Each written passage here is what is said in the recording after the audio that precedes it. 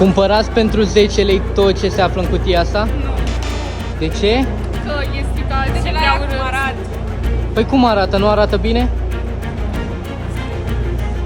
Da, E peticită. da, e ciudată, nu vreau, poate eu cumpăr. Și dacă e 1000 de euro? Aia e ghinion. Pentru 20 de lei cumperi tot ce se află în cutia asta? Nu.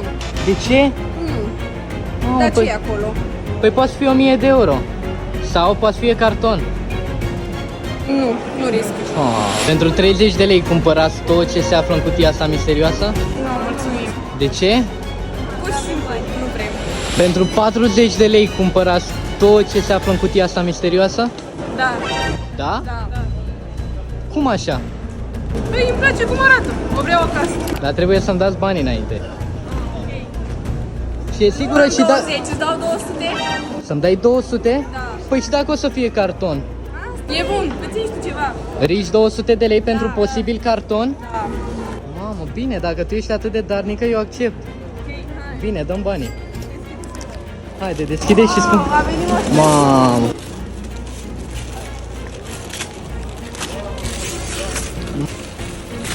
Mamă. Olo, cade surpriza. Ia vezi ce avem aici. Crezi că au meritat 200 de lei? Da. Și nu-ți pare rău? Nu.